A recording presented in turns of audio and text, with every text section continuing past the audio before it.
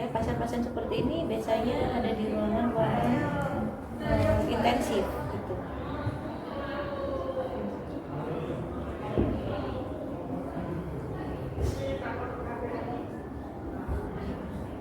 Nah, begini aslinya. Terus udah dulu ya.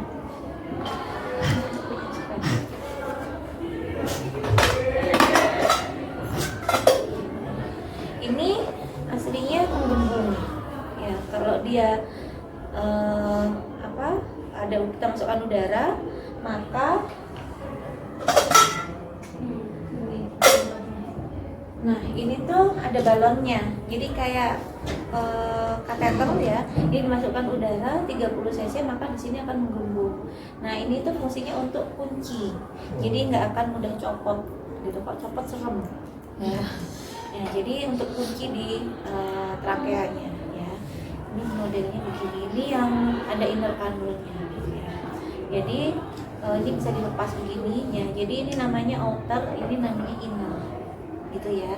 Nah itu yang ada yang dia bisa, ada yang logam, ada yang plastik seperti ini ya. Jadi ini outer, ini inner gitu. Nah, ini kunci begini. Kalau misalkan mau dilakukan suction, ini nanti dibuka gitu ya.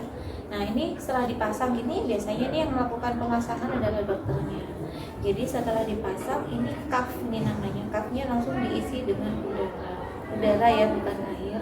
Jadi 30 cc, maka ini nanti akan menggembung. Jadi kalau di sini menggendut begini, nah ini nggak akan bisa tarik gitu ya. Kalau dia kempes begini ya, dia bisa saja lepas. Tapi kalau dia gendut di dalamnya sini, maka udah intak gitu. Oke, kemudian perawatan yang pertama yang harus dilakukan adalah, karena tindakannya steril ya, teman-teman pakai handscoon bersih ya, sesuai dengan ukuran masing-masing ya. Jadi mau pakai L, M itu sesuai dengan ukurannya. Kemudian alatnya, jangan lupa alatnya kita pakainya ada handscoon bersih dan handscoon steril ya, ada pinset. Ini pinset minimal berapa kalau di SOP? Pinset 2 ada ya? Ada jumlahnya. Ini kita pakai, nanti pakainya apa itu namanya, kasa steril. Kita pakai pinsetnya kemudian ini namanya gunting apa? Gunting plaster. Gunting plaster ya. Gunting plaster itu haram hukumnya kalau masuk bak instrumen karena tidak steril ya. Ini tidak steril, jadi jangan masukkan. Ini ada pita. Nah, pitanya boleh pita yang seperti ini atau yang biru begini. Ini ya, ini namanya Transofik yang kemarin nggak ada di situ. Transofik gunanya untuk mencubit. Kita lihat expirednya, sudah expired. Jadi harus dihabiskan. Kan nggak bisa.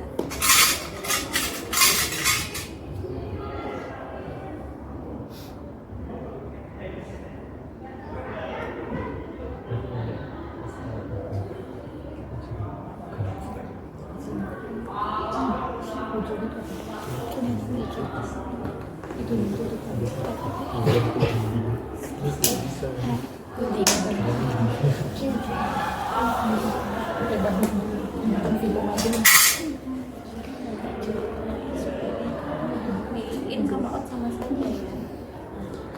Begini kan. Baru dibuat cairan. Tutorial dulu itu tadi. Tutorial bukan. Harap belum pakai head sebentar. Ini pasiennya pura-puranya terlentang ya. Nanti kalau terlentang beneran teman-teman nggak kelihatan ya. Jadi pertama tindakannya bersih. Bersihnya itu untuk membuang kasanya dulu ya. Jadi kasanya harus dibuang, dikasih alas dadanya, jadi begini ya, kalau di sininya gitu keren sekali ya. Kemudian bengkoknya didekatkan. Kalau pasiennya ada di sebelah samping sini, kita diusahakan di sebelah kanan ya pasien ya. Jadi nanti tidak terlalu jauh. Nah ini kan pasiennya berbaring begini ya. Itu teman-teman jangan lupa sambil dicek dulu pasiennya, kan harusnya ya kalau pasiennya sadar disampaikan ya Pak, kita mau melakukan perawatan penggantian kasanya ya, tracheostominya. Pasien nggak sadar pun juga sama, Pak permisi ya kita lakukan perawatan, jadi nggak usah nunggu dijawab. Ya, langsung ya, dilepas dulu. Ininya dilepas ya. Kemudian kalau dia di sini ada penguncinya, ini kan juga kotor sebenarnya. Jadi kalau orang dilakukan intervensi, dimanipulasi ya, ini ketika jangan asal ngambil ya, jadi pelan-pelan karena takut dia nanti ada refleks batuk tersedak ya. Kalau dia tersedak maka sekretnya bukan keluar lewat mulut tapi lewat sini. Jadi bayangkan matriks reloaded, jadi muncrat begitu ya. Jadi harus hati-hati jangan sampai kita kena bonusnya. Ya ini ya, ini diambil karena ini kotor sekalian ya, ditaruh di dalam kom, nanti direndam dengan NaCl atau ditaruh aja dulu gitu ya. Kemudian kita kaji ya, di sini ada kemerahan enggak ya, di sekitar stomanya ada tanda infeksi, kemerahan enggak ya, baru dilepas handscoon bersih. Ya. Kemudian ganti nanti handscoon steril ya. Nah sebelum kita pakai yang steril, nanti kita harus siapkan dulu cairannya ya. Ini cairannya untuk apa kira-kira?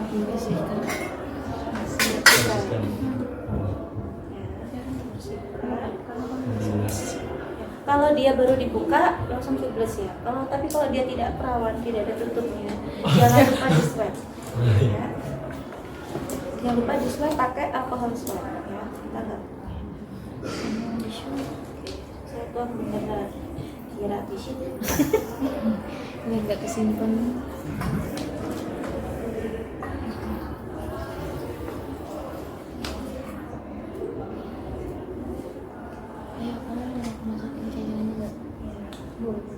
Oke, kemudian tadi keluar dari sini ya, kita buka satu-satu. Meskipun kita nggak pakai handscoon, jangan terlalu gentle untuk mengambil ini ya. Langsung nanti kena SP ya. Jadi dibuka aja nggak apa-apa. Ini langsung dikeluarkan. Minimal ada 7 ya. Yang sambil datang. Iya.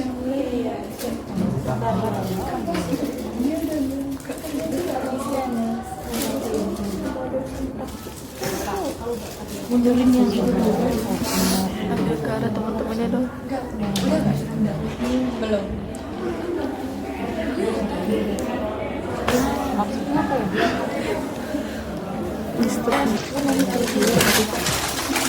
Ini belum SPR kok. Jangan lupa cuci tangan atau hand rub ya. Udah di luar kepala ya. Cuci tangan. Dirikan.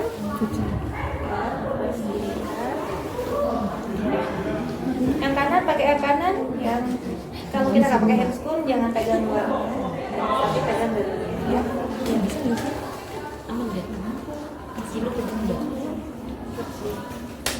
Kalau sudah pakai handscoon jangan pegang dalamnya, pegang bu. Enggak.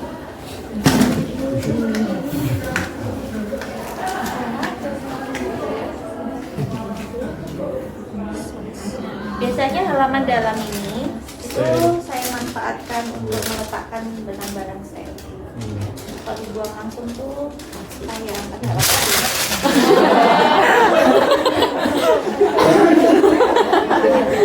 Sudah ya tadi. Nah ini Kaget. Plot twist. Sudah ya. Udah tahu ya caranya memeras ini pakai pinset. Ya, meskipun sebenarnya bisa aja sih gitu. Nggak estetik lah. Ya. Caranya begini, terus diperas begini. Terus bersihinnya nggak usah pakai 2 pinset ya, baik. Bersihinnya begini. Nah ini cara membersihkannya agak-agak unik ya. Jadi di sini kan ada yang kemarin saya bilang ada 4 kuadran itu, kuadran 1, di sini ada 2, di sini 3, di sini 4. Jadi di sini jam 12 sampai 3, 3 sampai 6, sampai 9, 9, 12 gitu ya. Jadi ini satu swab ini. Ya dipegang begini. Itu yang penting kita kena bagian stomanya. Jadi bukan asal kulit atau lehernya, tapi di bagian stomanya ya. Itu kalau misalkan kita pakai pinset itu kemudahan enaknya kita bisa menjangkau dalam-dalamnya ya gitu. Sekali usap buang ya sampai dengan diambil lagi, peres lagi, terus dibersihkan yang bawah ya.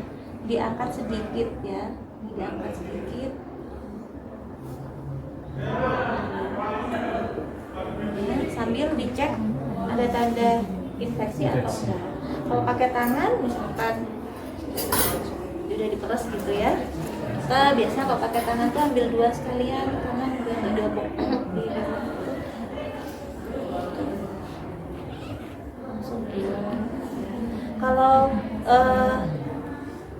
khawatir dia infeksi ya produksi sekretnya banyak, disarankan pakai pinset gitu, karena kan nanti tangan kita kotor, terus bersihin dalam lagi ya. Didinginkan, terus yang ini dibuang, terus ini dibersihkan juga, terus dibuang, habis itu dibersihkan lagi dan oke. Terus yang atas ini kan tadi ada direndam ya gitu. Nah ini tuh inner canal ini itu dicuci pakai sebenarnya ada 2 versi ya. Kalau teman-teman nanti tergantung di rumah sakit atau institusinya itu pakai SOP apa. Yang pertama ini tuh dicuci, ada yang direndam di H2O2 kayak di SOP itu. Tapi itu sekarang sudah sangat jarang ya karena dia memang korosif ya. Jadi setelah dia direndam di NaCl ya, dicuci di bawah air mengalir. Kemudian ini ada sikatnya, ini khusus ya, bukan kayak sikat gigi kita ya. Oke, jadi nanti sistemnya begini, nah gitu ya, ini yang biasanya ada sekretnya numpuk kerak-keraknya itu memang yang di depan ya gitu. Jadi nanti ini memang disikat begini jadi bukan pakai sikat gigi ya. Sikat gigi ini baik itu yang plastik atau yang metal itu sama. Yang metal itu malah benar-benar kayak pipa gitu melengkung dan nggak kelihatan di dalamnya itu. Jadi langsung masuk begini aja, nanti ujung-ujungnya ketemu sama ujungnya di bawahnya gitu ya. Itu di bawah air mengalir. Setelah di bawah air mengalir ya, direndam lagi pakai NaCl atau direndam, diguyur ya, diguyur pakai NaCl-nya. Jadi pakai tadi itu ya, diguyur gini. Setelah itu dikeringkan. Kenapa harus pakai NaCl? Kok bukan air matang aja lah gitu kan, itu pakainya air steril gitu ya. Ya karena kan NaCl itu cairan isotonik ya gitu, yang harapannya minimal kalau ini cairannya itu sama kayak cairan tubuh ya. Kita pasang lagi ya Pak. Kalau dia ada refleks batuk biarin, jadi biarin batuk dulu, tapi kita pegangin tisu ya, tisu orangnya disuruh batuk.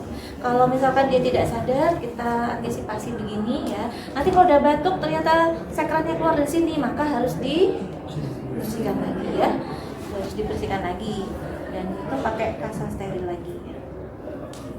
Oke, ini begini ya. Nah itu yang pertama tadi stoma, yang kedua innernya, baru yang terakhir adalah tali ya. Bisa dipahami yang sini kelihatan? Jadi Jadi kalau stoma itu yang dibersihkan pertama kan ada 4 kuadran ya gitu. Kalau dia basah banget harus dikeringkan. Jadi bukan berarti kalau tadi kayaknya nggak basah gitu ya. Itu harus dikeringkan ya. Dikeringkannya pakai yang kasa steril gitu ya, ditap-tap begini ya. Itu baru nanti dipasang dengan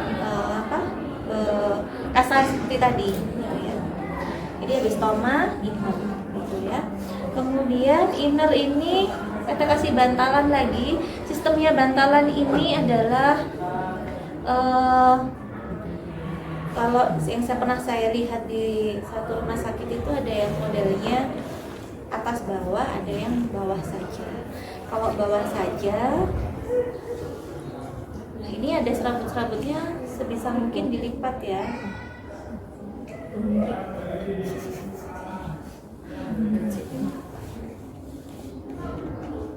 Lagi 2 atau 3. Oke. Nah ini kita bisa pakai gelang-gelang pinset ya.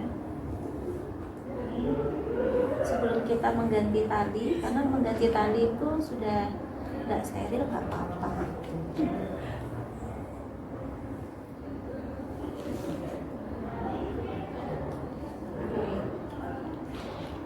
Begini cukup ya. Ada lagi yang di rumah sakit lain itu tidak cukup begitu, tapi setelah dikasih di bawahnya, kasih juga di atasnya, terus dihipatrik.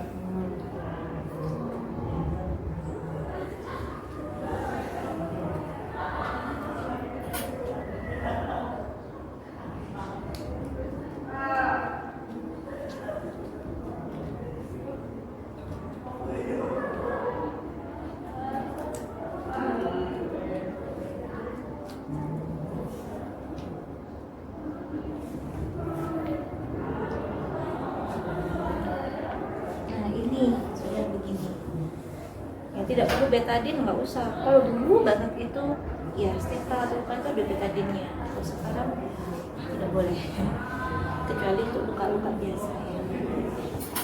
Oke, selanjutnya kita ganti tali. Nah sebelum diganti tali kita harus ukur dulu. Dan nanti kalau teman-teman motongnya miring begini ya. Jadi bukan potong yang tengah, tapi potongnya miring. Ya sebenarnya ada ya, maksudnya supaya mudah untuk memasukkan ke mana ujung-ujungnya itu. Jadi diukurnya adalah 2 kali tingkar leher. Jadi kalau lehernya segini, ditambah 2 kali ya.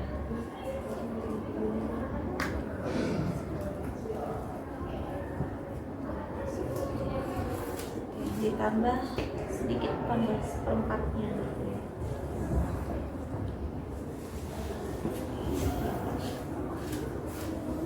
Guntingnya pakai gunting plaster ya, jangan gunting jaringan ya. Jadi ada gunanya gunting. Ini guntingnya miring begini.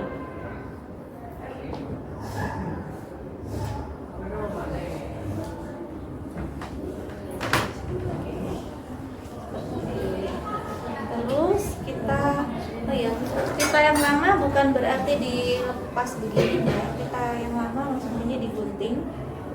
Guntingnya modelnya begini, dipegang begini, terus nanti digunting bawahnya, itu ya.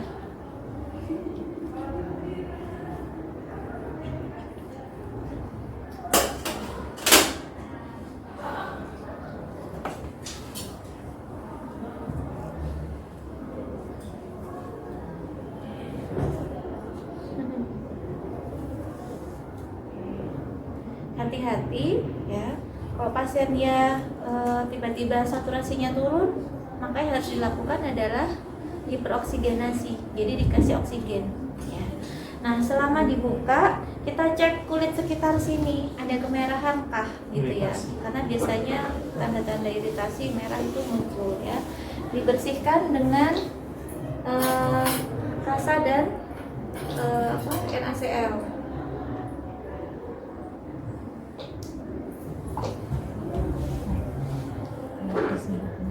Maaf ya.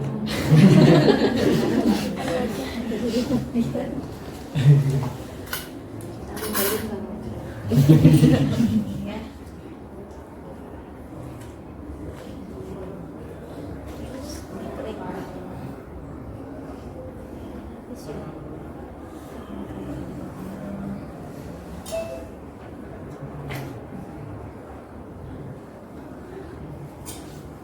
Biasanya kalau kepalanya itu dalam posisi tidur itu yang agak sulit, apalagi kolangnya nggak sadar itu kan berat ya. Nah itu agak dimiringkan begini atau diangkat kepalanya. Nah ini karena ini manekinnya duduk, memangnya duduk kan kakak ya kayak gini. Tapi hasilnya itu berat ya. Nah, oke. Nah untuk memasukkan ke dalam ini, ke dalam apa kanulnya nanti. Nah itu di situ ya. Ini contohnya. Itu ada dua caranya. Pertama dimasukkan dari sini ke sini, ya. Terus selama dia melingkar leher tuh nggak boleh melipat-lipat begini. Oh nanti pokoknya nyampe itu enggak ya, tapi tetap nggak boleh terlipat. Ujungnya ini juga dimasukkan. Nah ditali begini, gitu. Baru ini nanti ya ditali. Kalau dia ketika ketemu dengan bagian belakang lehernya, ketemunya berarti yang belakangnya ditali gitu, tahu ya? Atau gini, atau disimpul, ini dimasukkan satu panjang satu pendek. Cara yang kedua itu kan kemarin di modulnya ada ya, satu panjang satunya lebih pendek. Terus oke,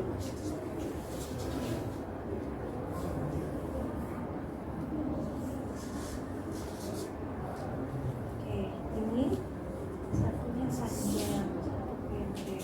Oke. Ini kemudian disimpul. Nah, begini. Ya. Terus satunya dipasang di sininya. Satunya terus ini dimasukkan ini. Baru yang belakang ditali, ketemu lagi gitu ya. Kita praktekkan.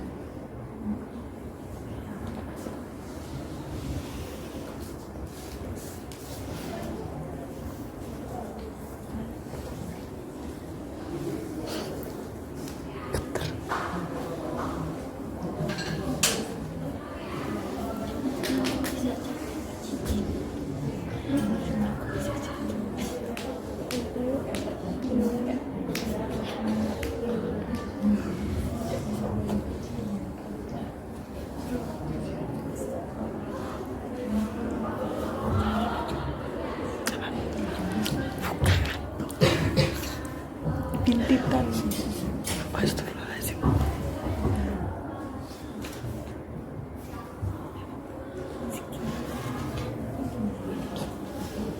Kalau misalkan kita ragu, kita bisa minta tolong asisten karena ini kan kondisinya nggak nggak ada penguncinya. Kok gini gitu?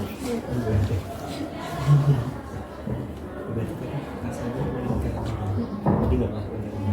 Cuma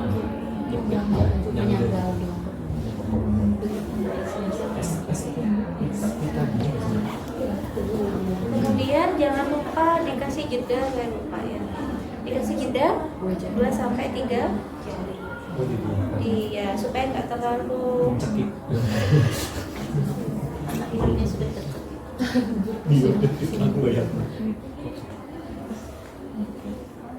Tracheostomi ini kalau orangnya sadar bisa sembuh nggak sih? Apakah selamanya bolong begini? Bisa ya. Tergantung iya nggak sih kondisi. Ada yang dikembali, ada yang dikembali.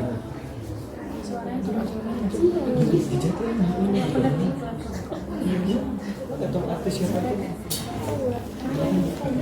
Ya, inilah kondisinya. Kalau begini nggak ada jahit, jadi dia nanti akan menutup sendiri kan tulang muda ya. Iya.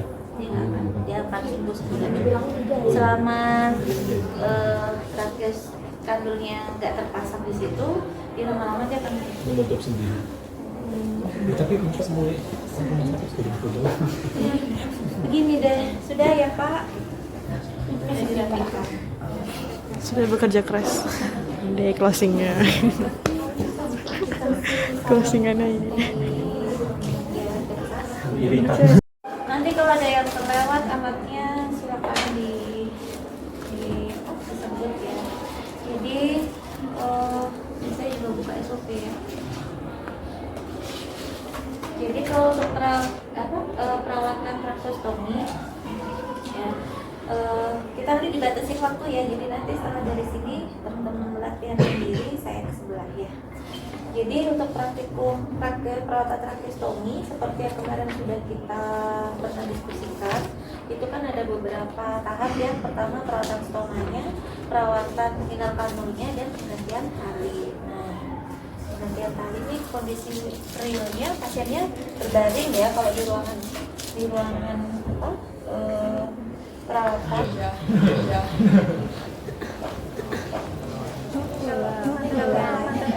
Pak digabung-gabung gitu juga.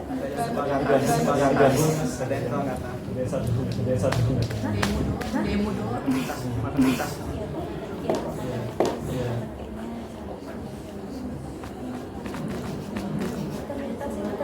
matematika ada satu ya. APN itu.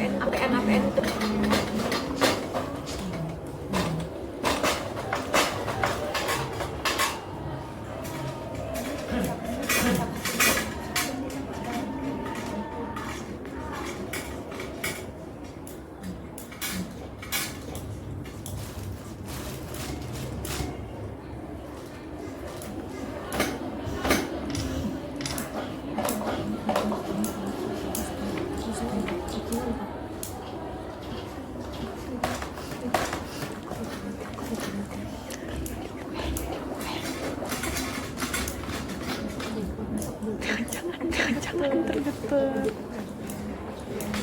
Kemarin di SOP kita dari di WhatsApp ya. Saster.